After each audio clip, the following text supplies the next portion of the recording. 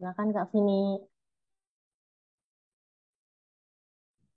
Baik, selamat malam untuk Desi. Apa benar dengan Mbak Desi Natalia? Ya, selamat malam, Kak. Bu Vini. Iya, benar. Oke, ini langsung dimulai aja kali ya. Langsung. Eh, Mana nih? Saya sama-sama masih mau belajar juga ini, tapi sama-sama belajar juga ya ini. Oke, kita mulai ya, Mbak Desi. Untuk yang pertama, boleh boleh perkenalkan diri dulu. Ya, baik, Bu Vini. Perkenalkan, nama saya Desi Natalia Sanfola. Saya berasal dari Nusa Tenggara Timur, dan saat ini saya ingin, sorry, saya tiba-tiba lupa, maaf, Bu. Oke, saya eh, anak kedua dari 4 bersaudara, dan eh, saya ingin menjadi saya sudah mendaftar di UGM dengan magister jika kapan, dan juga saya tertarik pada psikologi matematika, dan juga karena saya adalah sekarang saya bekerja sebagai seorang guru di salah satu sekolah swasta. Dari situ saya merasa bahwa eh, matematika ini dapat membantu di bagian psikologi. Kenapa saya tertarik di psikologi? Karena saya melihat bahwa kemampuan anak-anak, di mana yang saya alami saat SD, SMP, SMA di Nusa Tenggara Timur, sedikit berbeda dengan di Jakarta, seperti itu. Jadi di mana kalau di selama saya bersekolah di Nusa Tenggara Timur, eh, terla- anak-anak dituntut untuk cerdas dalam bidang tertentu. Misalnya kalau anaknya di matematika, maka anak itu dikatakan pandai. Padahal tidak seperti itu. Jadi saya tertarik untuk mempelajari lebih dalam mengenai matematika, khusus di bagian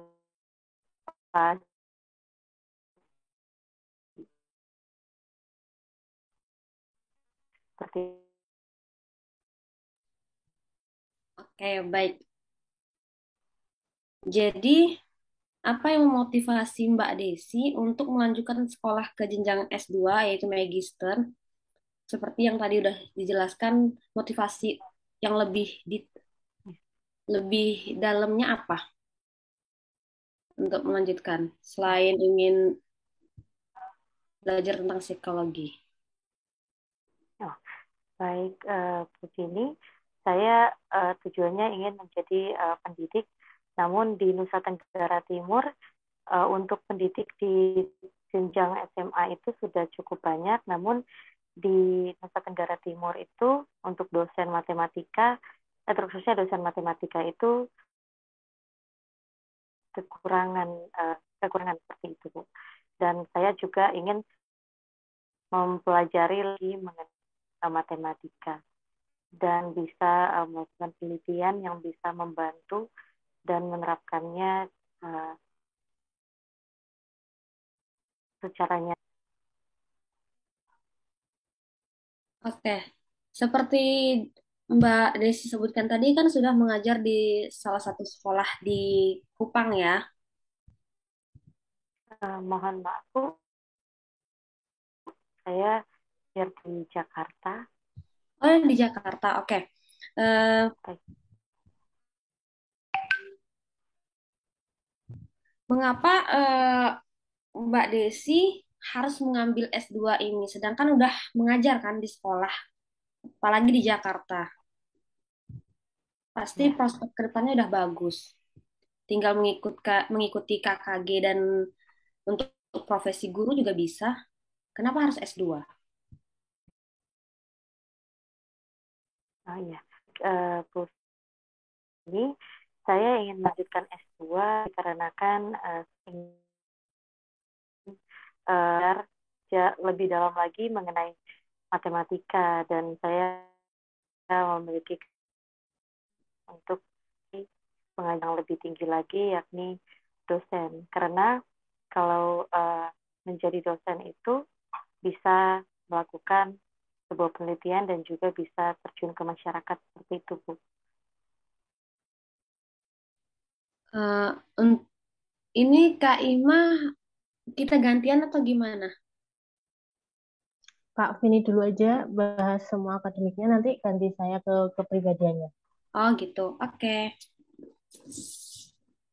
Oke, untuk Mbak Desi kita lanjutkan ya. Ya, baik, Bu. Berarti Mbak Desi awalnya memang di sarjana matematika murni ya, untuk S2-nya ambil murni lagi.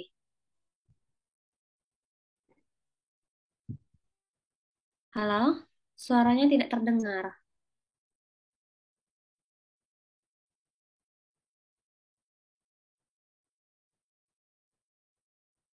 Maaf, Kak Desi, itu suaranya tidak terdengar, Kak. Mungkin boleh di-mute dulu, baru di-unmute lagi. Ya, apa sudah terdengar, Kak? Ya, sudah terdengar. Oh, baik. Boleh Oh, dilanjut. baik, Bu. Ya, baik, Bu. Apa bisa diulang lagi pertanyaannya, Bu?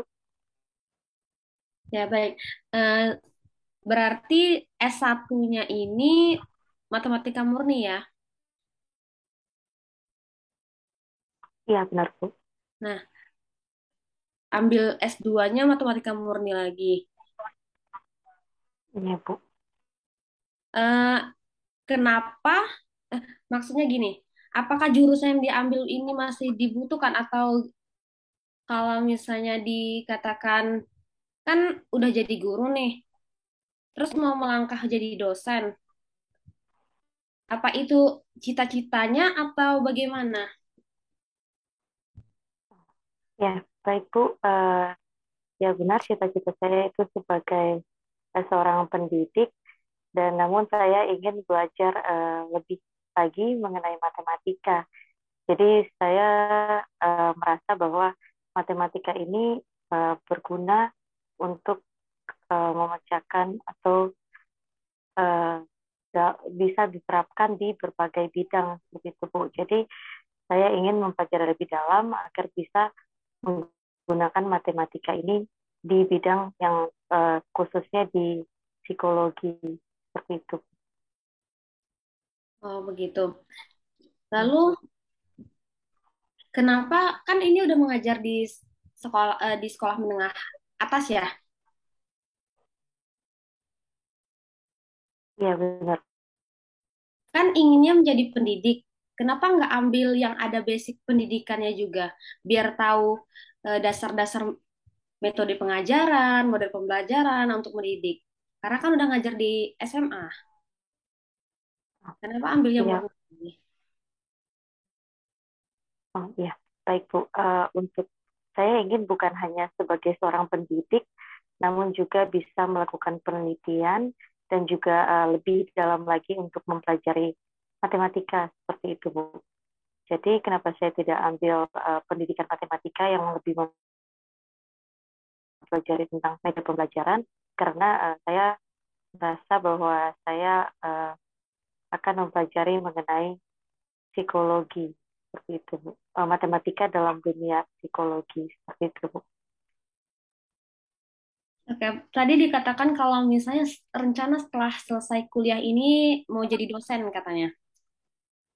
Iya, benar, Bu. Mau jadi dosen di mana dan bidang apa nanti kalau misalnya jadi dosen? Ya, Kalau misalnya, baik, Bu. Ya, oke dilanjutkan. ya, ya, baik, Bu. Untuk dosen menjadi dosen di Nusa Tenggara Timur, tepatnya di Kupang, Bu. Dan untuk eh, program studinya sorry, matematika, ya, gitu, Bu. Jadi dosen matematika. Oke, baik. Tadi kan katanya lebih ingin mendalami psikologi dalam matematika juga. Kenapa nggak ngambil yang agak tidak linear gitu dengan matematika, ambilnya psikologinya? Kan udah matematikanya udah dapet di S1. Ya, baik Bu. Untuk matematika yang dipelajari di S1 itu harus continuous learning seperti itu. Jadi harus mengambil S2 lagi agar bisa lebih mendapatkan metode yang tepat gitu Bu. Jadi kalau hanya S1 saja tidak cukup seperti itu Bu. Oke, baik. Berarti ini udah keterima ya di UGM? Iya benar Bu. Oke. Mata kuliahnya udah tahu silabus tentang di UGM itu sendiri, syarat-syarat lulusnya gimana? Udah tahu mata kuliahnya? Ya sudah tahu Bu.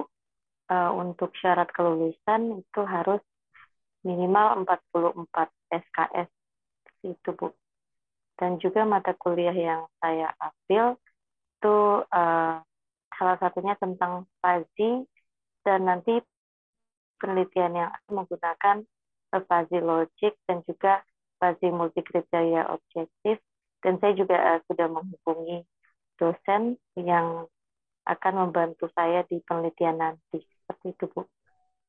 Siapa nama dosennya kalau misalnya sudah dihubungi? Udah dapat balasan dari dosennya tersebut? Ya, baik untuk balasan sudah Bu, saya sempat telepon juga karena beliau yang juga saat itu menguji di saat tes masuk UGM, tes substansi seperti itu Bu.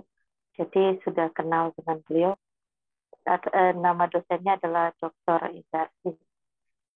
Siapa? Dr. Indarsi. Oh, ya. Ya, Berarti sudah mantap ya untuk lanjut S2-nya. iya, baik, iya Bu. Hmm, seberapa yakin Mbak Desi untuk bisa menyelesaikan studi tepat waktu nanti di UGM-nya? Ya, baik Bu. Sebelum menjawab hal tersebut, saya ingin memberitahukan pengalaman saya sebelumnya, bahwa sebelumnya saya bukan hanya kuliah saja, tetapi karena keterbatasan biaya, maka saya kuliah dengan biaya sendiri, jadi saya bisa kerja dan saya bisa manage waktu antara kerja dan juga kuliah dan juga mengikuti organisasi.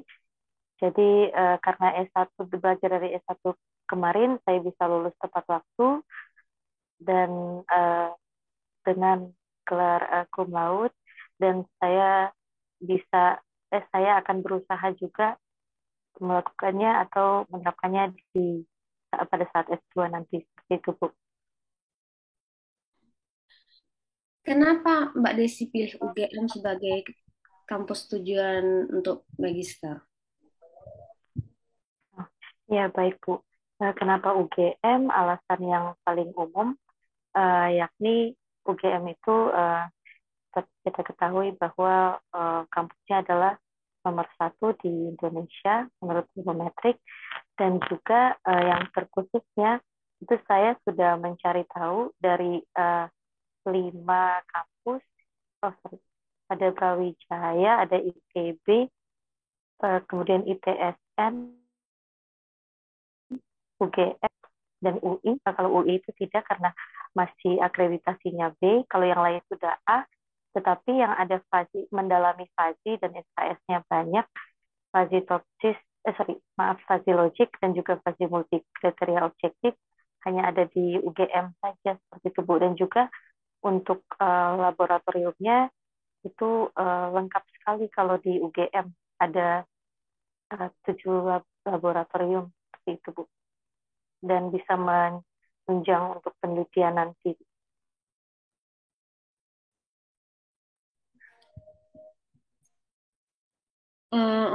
Oke, dari saya itu dulu. Mbak Ima boleh dilanjutkan.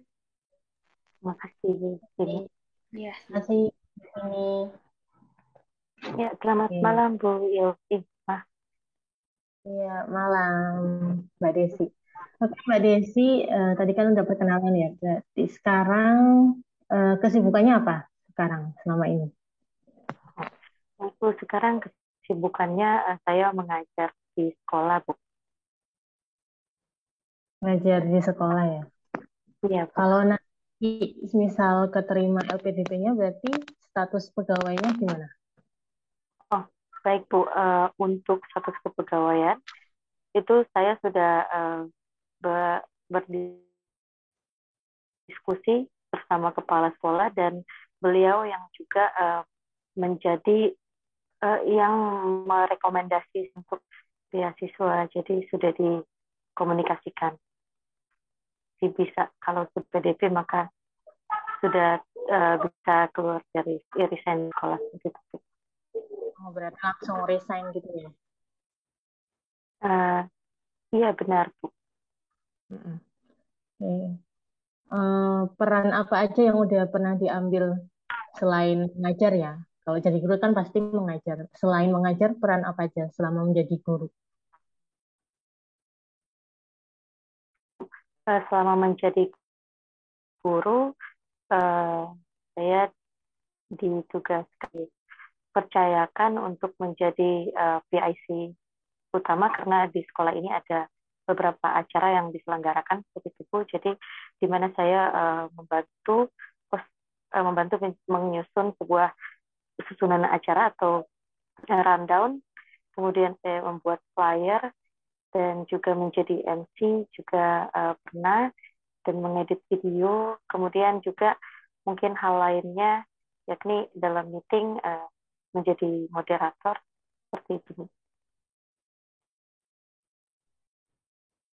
Berarti banyak di kepanitiaan gitu kan? Iya, iya. Berarti pernah nggak ada gesekan-gesekan antar guru yang lain? Pernah ada konflik nggak? Oh,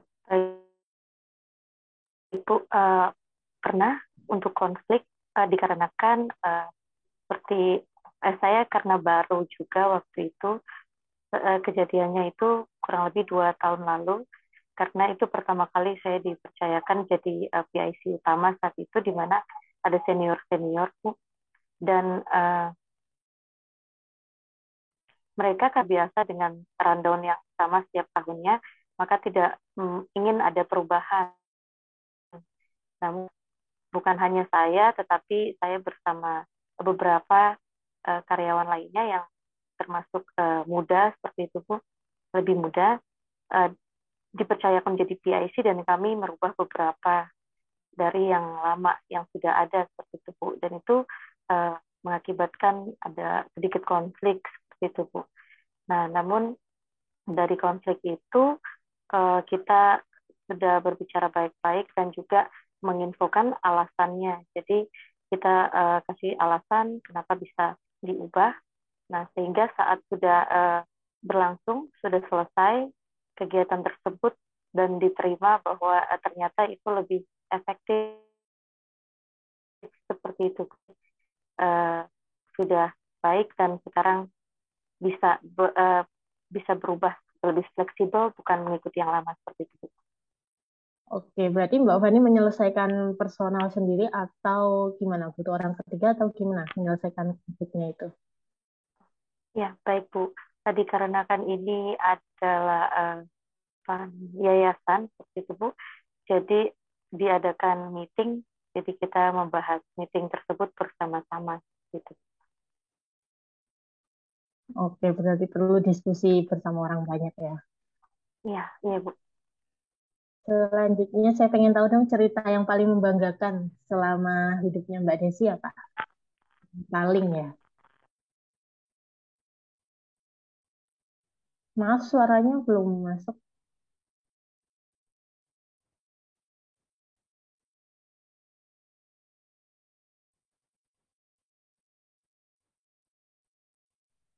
Eh, Kak Desi mungkin boleh kayak tadi lagi, Kak, di unmute baru di unmute lagi. Ya, apa sudah terdengar? Sudah. Ya, baik. Ya, baik, Bu. Untuk pengalaman yang membanggakan,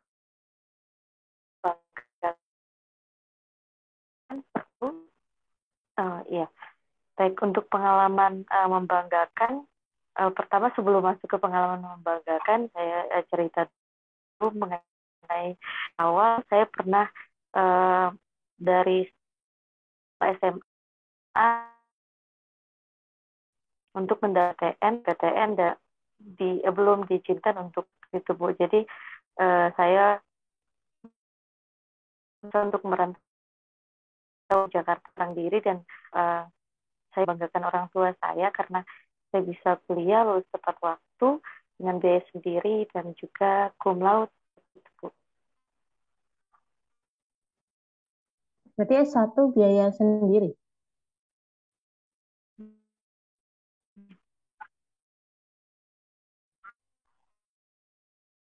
Iya, itu masih bisa seperti itu.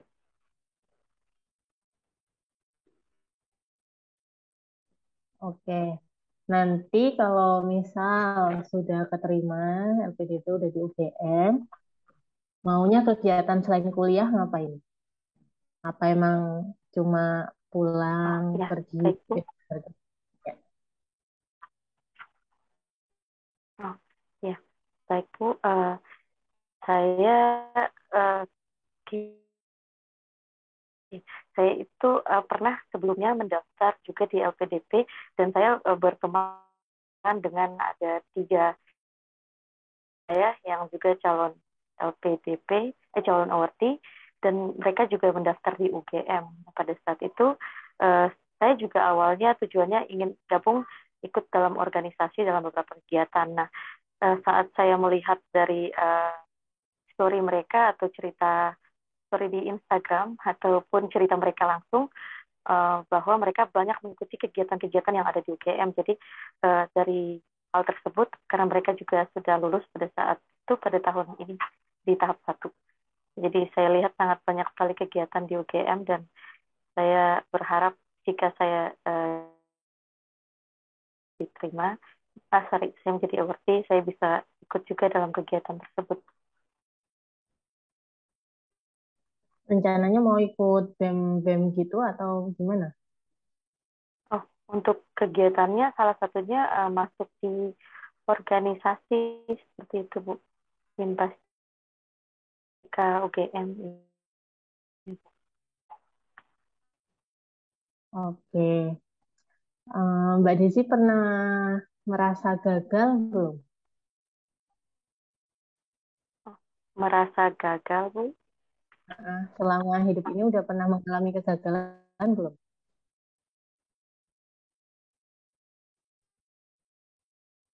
Halo?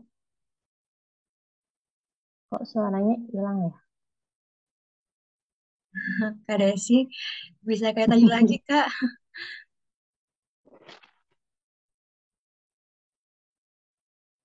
Belum, maaf Kak, belum terdengar.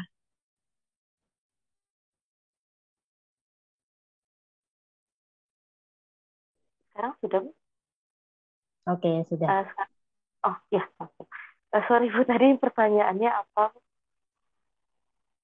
Gimana cara menghadapi kegagalan? Gitu, coba. Oh, oh iya, Sikap baik. Mbak Desi dalam menghadapi kegagalan seperti apa? Oh, iya, baik, Bu.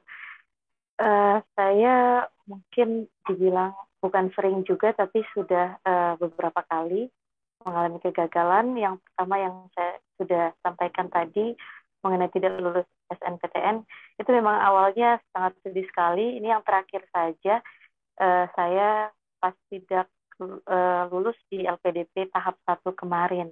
Nah, itu bagaimana saya merasa bahwa saya sudah berusaha seperti itu, tetapi tidak diizinkan. Awalnya saya cukup sedih dan kecewa terhadap diri sendiri seperti itu, Bu.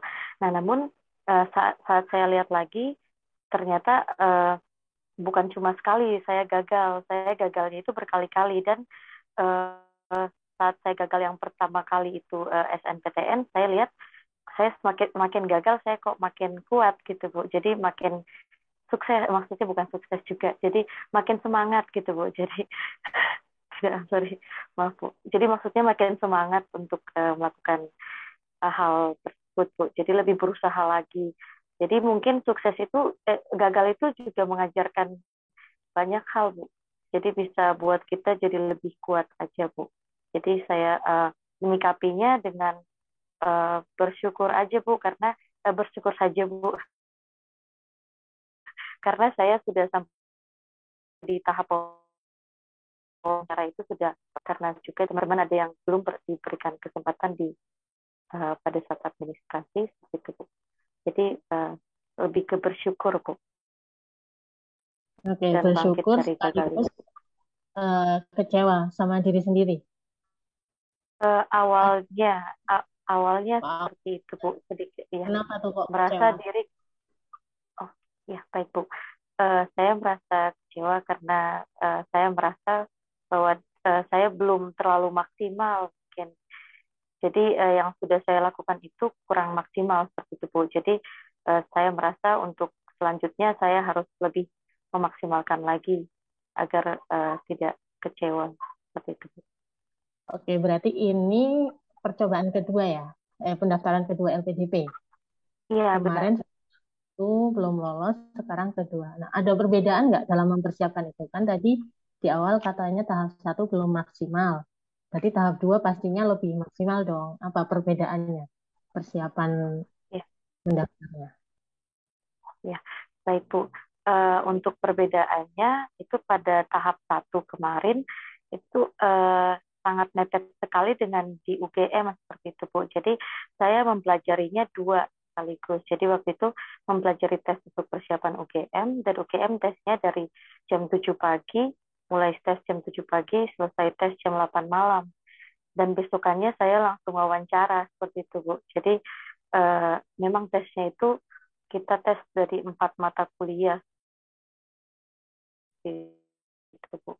Jadi saya lebih fokus, kan tidak begitu fokus ke LPDP. Jadi LPDP masih belum maksimal, tapi saya waktu itu sudah merasa maksimal mungkin karena uh, juga dibagi dengan tes UGM seperti itu Bu. Dan kalau sekarang itu sudah lebih terfokus, jadi saya juga fokus persiapan. Mungkin karena sebelumnya juga saya tidak mengetahui bahwa tesisnya itu juga perlu di planningkan dari sekarang seperti itu. Jadi saat ini saya sudah lebih mempersiapkan diri untuk itu Bu.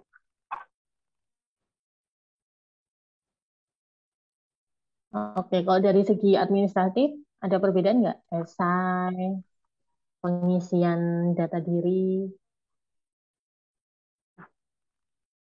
Ya, ya baik Bu.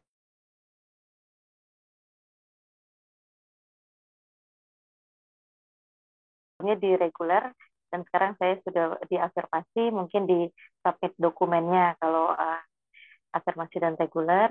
Kemudian yang berbeda juga, kemarin saya rasa mengenai untuk nilai ya, pengisian.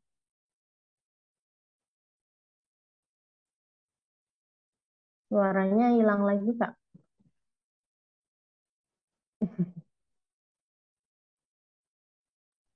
Ya, sekarang sudah. Ya udah. Maaf Kak Tapi Desi, apa mungkin karena ini ya Kak, earphone-nya ya Kak? Iya benar, earphone-nya bermasalah. Nah, coba kalau misalnya tanpa earphone bisa nggak Kak? Oh iya ya.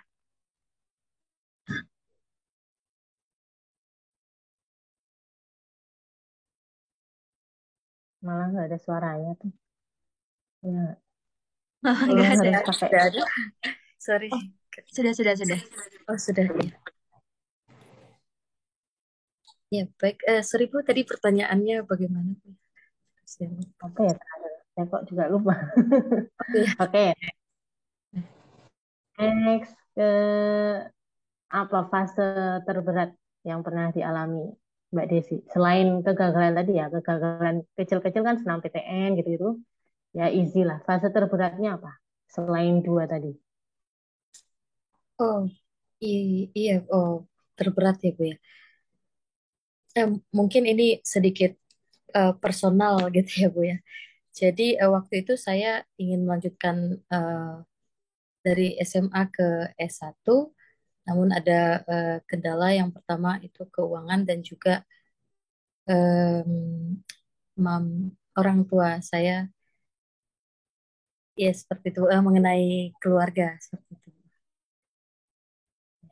Terus gimana cara Mbak Desi survive melalui itu semua, gimana caranya? Ya baik Bu. Pertama untuk awalnya saya merasa sedikit terpuruk juga karena eh, banyak kendala saat saya mau lanjut. Saya sempat berpikir atau untuk tidak perlu melanjutkan eh, S1 lagi, tetap di Kupang saja. Tetapi mungkin karena saya memikirkan juga ke depan, saudara saya juga sekarang lagi kuliah dan tidak saat itu sorry maaf saat itu sedang kuliah dan ibu saya juga keberatan untuk membayar juga untuk dua jadi saya pergi jadi yang saya lakukan saya survive itu em, saya tidak mengandalkan diri sendiri gitu Bu jadi saya merasa karena bukan saya saja saat itu saya sharing bersama teman di mana teman saya itu juga lebih parah mungkin mengalami hal yang lebih parah lagi seperti itu Bu. Jadi kita sharing berdua dan juga kita mungkin berdoa dan saya bisa bangkit lagi seperti itu Bu. Jadi saya intinya sharing ke orang lain karena kalau kita sendiri pasti kita rasa kita paling terpuruk. Ternyata tidak Bu. Ini bukan apa-apa orang lain lebih parah dari itu seperti itu Bu. Jadi lebih semangat lagi. Jadi saling tukar cerita gitu ya. Iya, iya benar Bu. Syukur kalau kita ternyata nggak seberapa gitu ya masalahnya. Iya benar. Oke, next. Saya pengen tahu siapa sih role model kamu saat ini, Oh, role model. role model. Oh, iya Bu. Lebih ke ini anak muda juga ya Bu, tapi menurut saya ini baik juga. Namanya Maudy Ayunda seperti itu Bu. Kenapa? Kenapa kok dia jadi inspire, inspiring kamu? Iya, baik Bu. Dikarenakan saya melihat bahwa anak muda di zaman sekarang itu lebih ke bagaimana ya, fleksibel sekali dan eh, lebih ke bukan bebas juga ya, tapi tidak begitu mementingkan yang saya lihat ya. Tapi tidak seperti yang saya lihat juga, tapi tidak begitu fight untuk apa ya, untuk masa depan dia seperti itu Bu. Tapi mau di Ayunda ini bisa berkuliah di luar negeri seperti itu Bu, dan juga tanpa ada apa ya, dengan sifat yang dewasa juga dan bisa menjadi contoh bagi saya seperti itu. Oke, misalnya kita ngomong pahit-pahitnya dulu. Misal kalau nggak keterima lagi LPDP, gimana rencana Mbak Desi ke depan? Ya, baik Bu.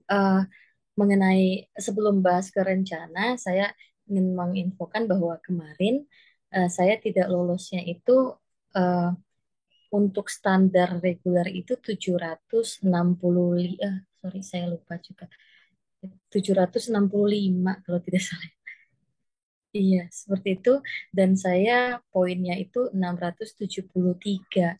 Saya beda 2 poin, jadi seperti itu, Bu. Jadi saya sebelum ke apa yang saya lakukan ke depan, saya berharap jika saya tidak lulus di tahap ini lagi, apakah poin tersebut itu bisa diinformasikan juga, jadi biar bisa jadi bahan saya untuk saya belajar lagi seperti itu, Bu. Karena eh, mungkin hanya saya mungkin lebih apa ya lihat -2 aja hanya selisih 2 poin itu Bu. Jadi bukannya maksud yang bagaimana sorry Bu.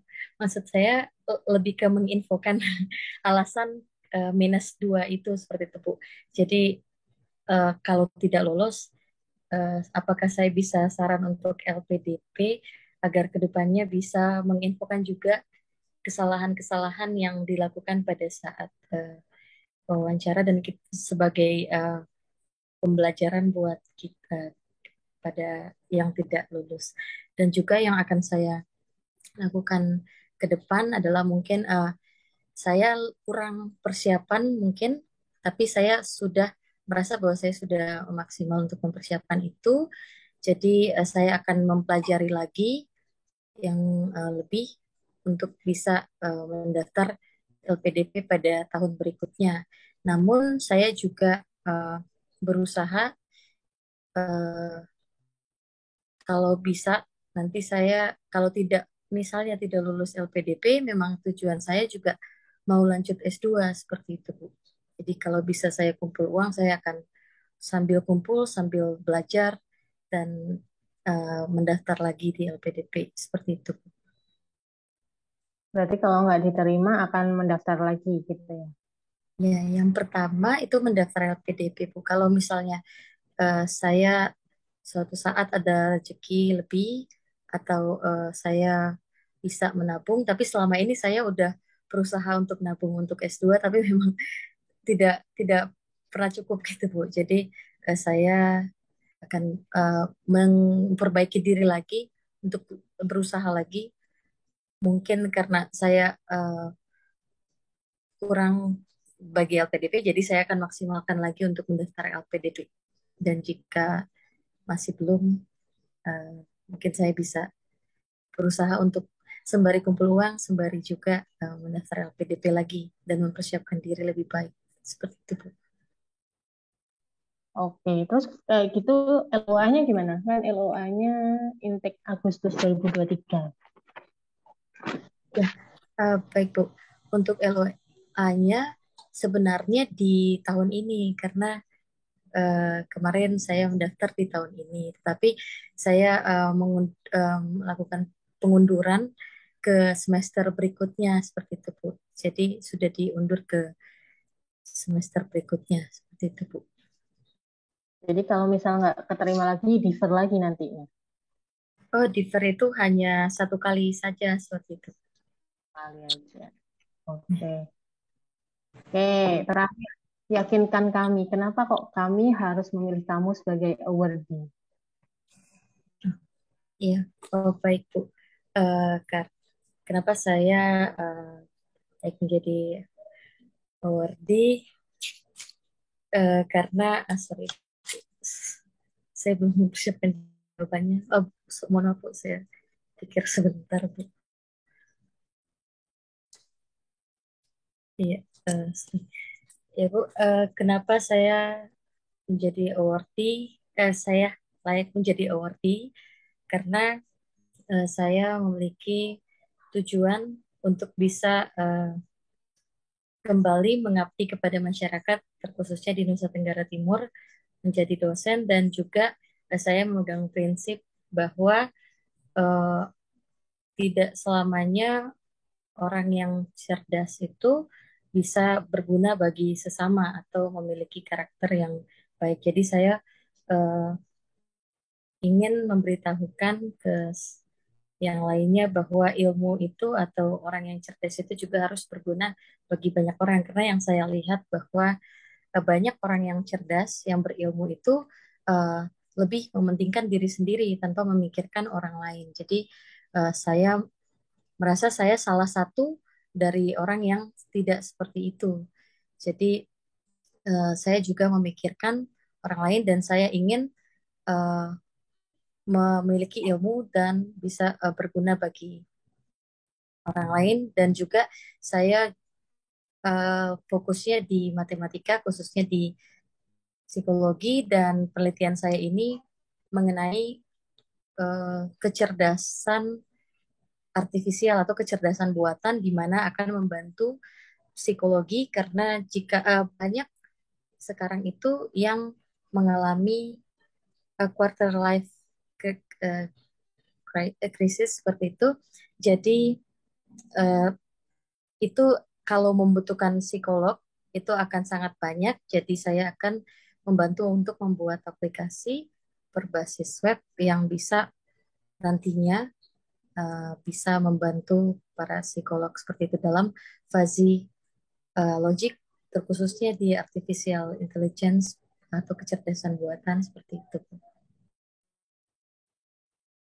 Oke, baik. Terima kasih Mbak Desi atas waktunya. Kita tunggu pengumuman 2 minggu Ya, lagi ya. ya baik. Terima Selamat. kasih Ibu Ima. Selamat malam. Oke, selanjutnya Kak Vini. Ini langsung Kak Vini dulu memberi feedback atau gimana? Atau gantian gini aja, kalau misalnya gantian aja gimana Kak? Kayak misalnya saya kasih, nanti kalau misalnya ada kakak lagi gitu. Kalau saya nggak sendiri Kak gini. Oke. Baik, Kak Desi, ini mau saya cuma ada beberapa yang saya catat tadi untuk perkenalan. Kalau misalnya nih dikasih tahu buat perkenalan, kita perkenalannya ya sebutkan poin-poin pentingnya aja dulu.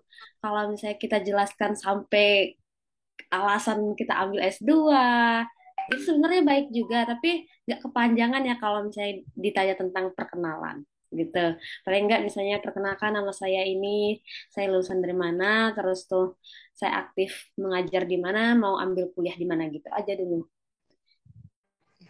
Lalu untuk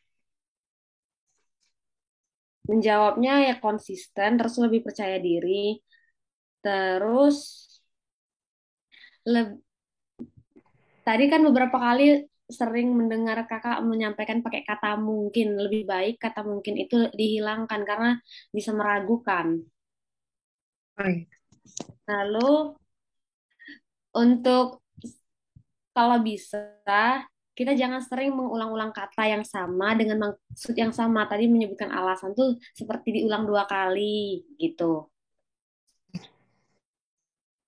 Selanjutnya apa ya lagi?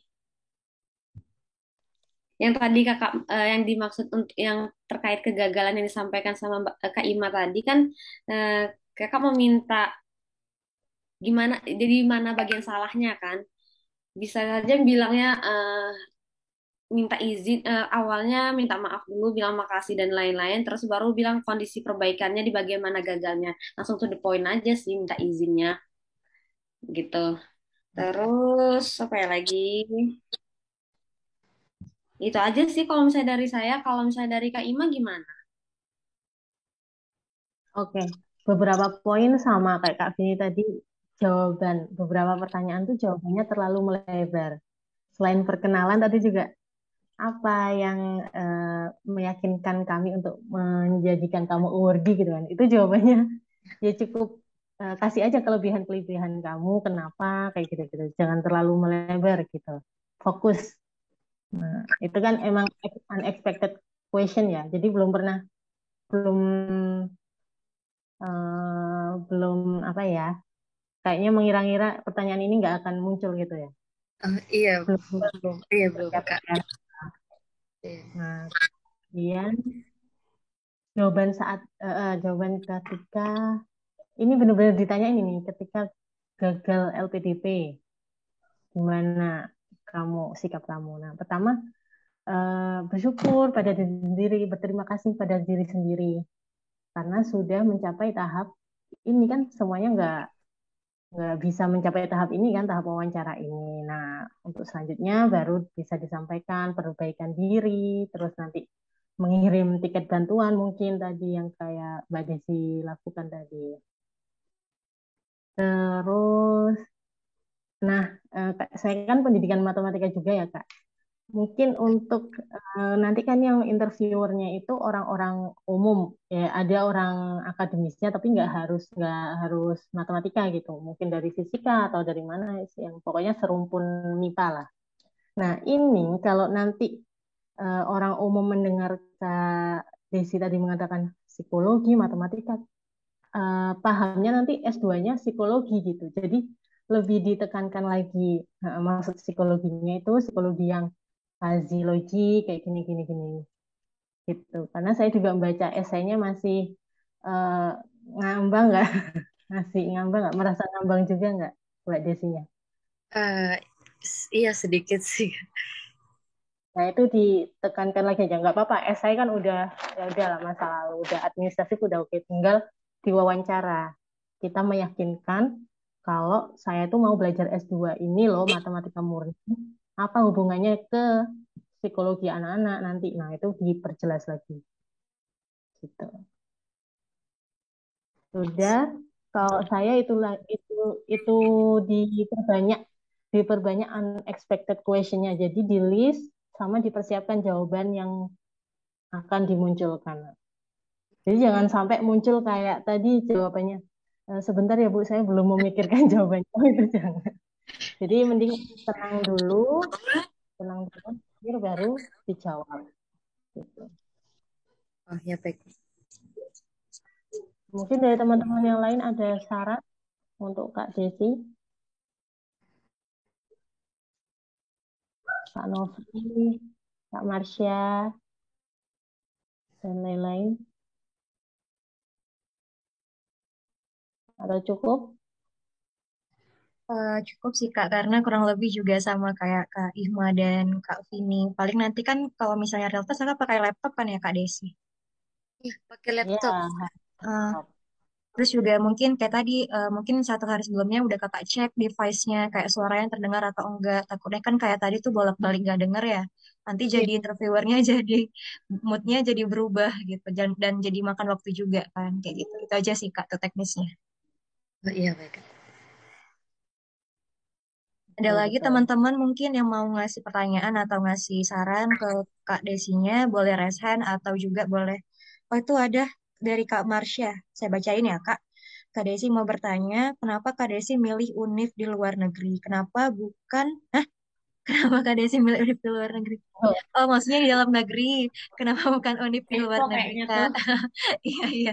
Bukankah akan lebih luas dan mendalam kajian terkait AI bila kita mengambil di luar negeri? Kayak gitu kata dari Kak Marsha nih, Kak Desi. Silakan, Kak. Iya baik Kak. Terima kasih untuk pertanyaannya. Ini seolah-olah yang tanya itu pewawancara gitu ya kayaknya. Oh, oh ya baik Kak. Mungkin saya jawab. Ya, saya tidak ambil di luar negeri karena yang pertama di Indonesia itu terkhususnya di UGM itu sudah mempelajari mengenai hal itu dan saya bisa mempelajari di Indonesia. Saya juga bisa mempelajari di Indonesia seperti itu Kak. Dan juga alasan kedua dikarenakan saya tidak ini harusnya bukan jawabannya.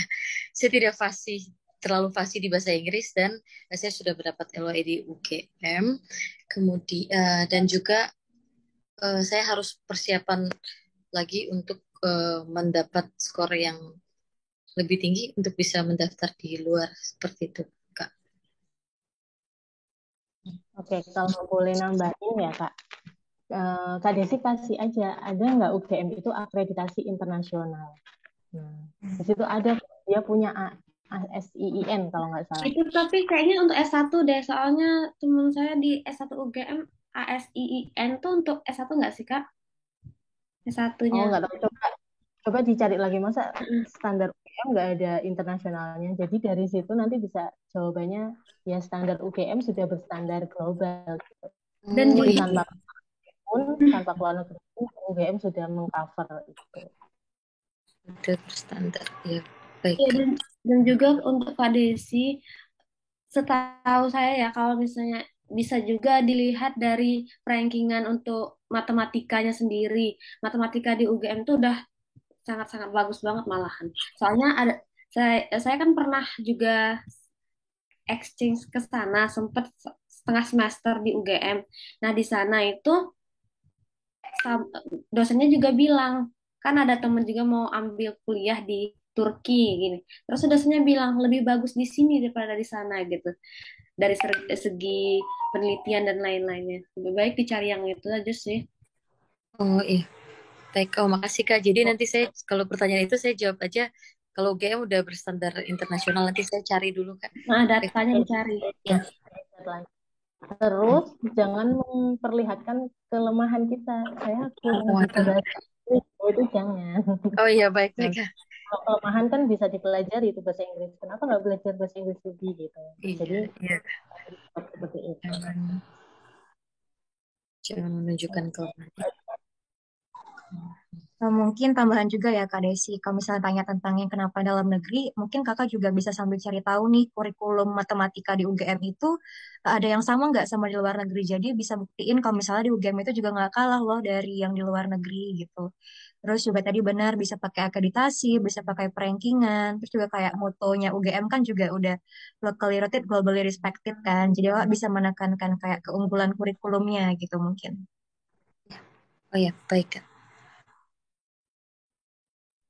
Ya, semangat Kak Desi. Ya, Kita pasti, jalan Kak. lagi pertanyaan-pertanyaan dan jawaban-jawabannya ya.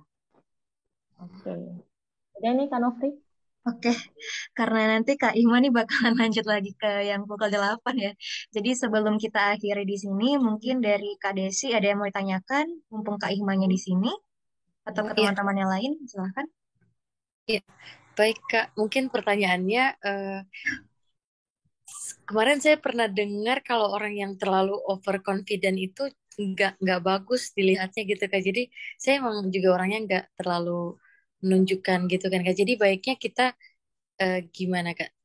Apa boleh kita kayak tegas gitu atau nadanya gimana gitu, Kak? Mungkin overconfident ya, confident aja. Yang penting dari sikapnya itu tidak memperlihatkan sombong gitu. Nah, dari sikap aja interviewer kan tahu. Jadi confident aja kalau kita punya kapasitas ini, kita bisa ini gitu. Dan dari sikap menjawabnya, itu juga jangan ada kesombongan sedikit pun. Oh iya, baik, Kak. Dan satu lagi, Kak, ini pertanyaan yang memang dari tahap satu itu agak sulit buat saya gitu, Kak, karena pasti pertanyaannya itu karena saya jadi guru gitu, Kak. Larinya Oh, kayak gitu, nggak kenapa ambil nggak pendidikan. pendidikan itu, Kak? Jadi padahal emang saya udah bilang kalau saya fokusnya di matematika murni nanti kemana arahnya, tapi kan saya udah jadi guru gitu, Kak. Jadi apa ada saran gitu, Kak, untuk bisa eh, menjawab itu, Kak? Itu ya. Saran saya ya, lagi tujuan kamu tadi mau jadi dosen matematika gitu. Diperdalam lagi sih, Oh, perkuat lagi. Heeh. oh baik. Ya, baik, Kak. Itu aja sih, Kak.